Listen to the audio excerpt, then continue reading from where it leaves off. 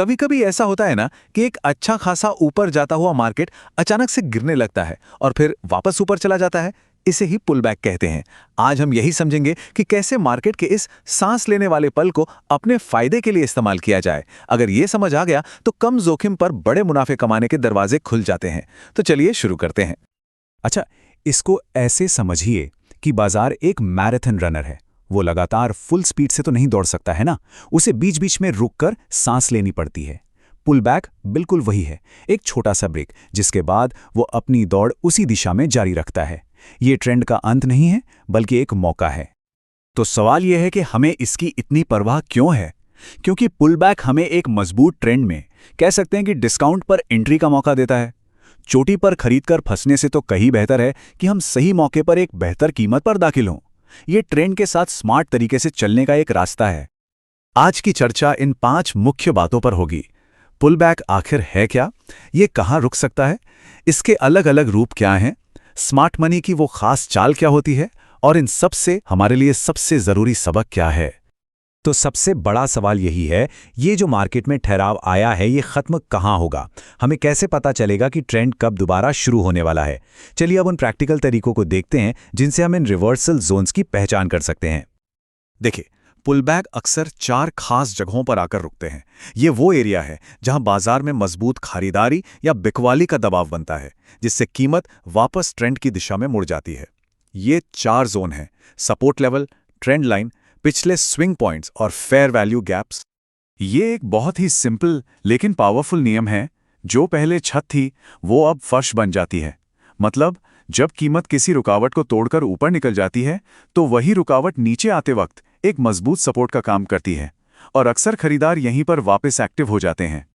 Trend line को एक चलती फिरती बाउंड्री की तरह सोचिए। जब कीमत एक अप ट्रेंड में पुल बैक करती है तो ये अक्सर इस लाइन को छूने आती है और फिर वहां से बाउंस करके अपनी यात्रा को आगे बढ़ाती है।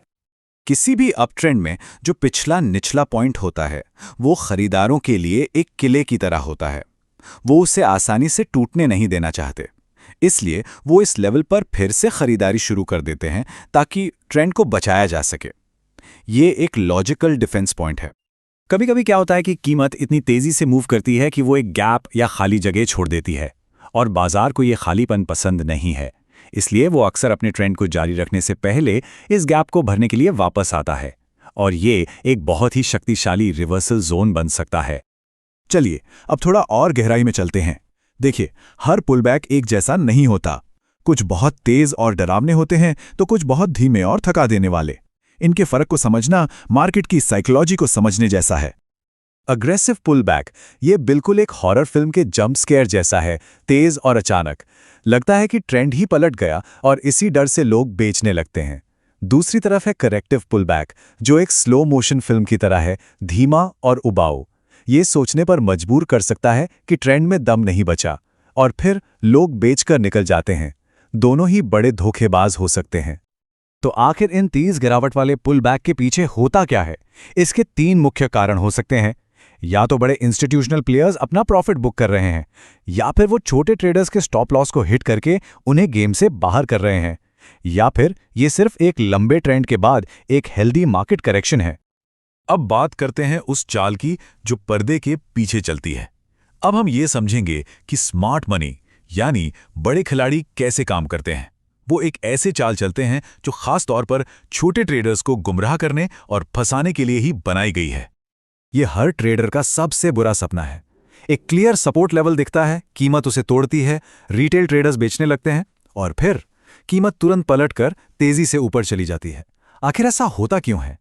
समझिए, ये कोई एक्सीडेंट नहीं है। ये एक सोची समझी साजिश है, एक जाल है। इसका मकसद उन सारे स्टॉप लॉस ऑर्डर्स को ट्रिगर करना है जो उस सपोर्ट लेवल के ठीक नीचे लगे होते हैं। जब ये स्टॉप लॉस हिट होते हैं तो ये स्मार्ट मनी को कम कीमत पर खरीदने के लिए बहुत सारी लिक्विडिटी या कहिए ईंधन दे देता है। ये पूरा खेल 3 स्टेप्स में होता है। पहला, कीमत एक जाल बिछाती है, वो एक साफ दिखने वाले निचले स्तर के पास आती है। दूसरा, वो जाल को बंद कर देती है, उस लेवल को तोड़कर स्टॉप लॉस हिट करवाती है। और तीसरा, वो तुरंत पलट जाती है, ये साफ दिखाते हुए कि ये ब्रेकडाउन तो बस एक दिखावा था। और इसका नतीजा, जिन छोटे ट्रेडर्स ने ब्रेकडाउन पर बेचा था वो अब बुरी तरह फंस गए हैं।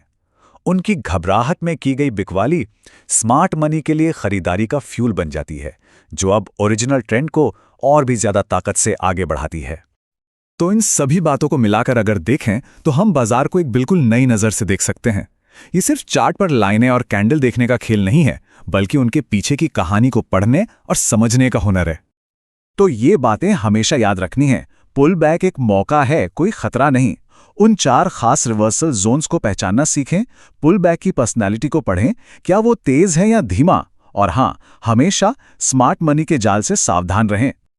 तो अगली बार जब बाजार में कोई ठहराव दिखे तो घबराना नहीं है, बल्कि रुक कर ये सवाल पूछना है, क्या ये ट्रेंड का अंत है या सिर्फ एक नई शुरुआत? क्या ये एक रिवर्सल है या फिर अगली बड़ी चाल के लिए एक रीलोड?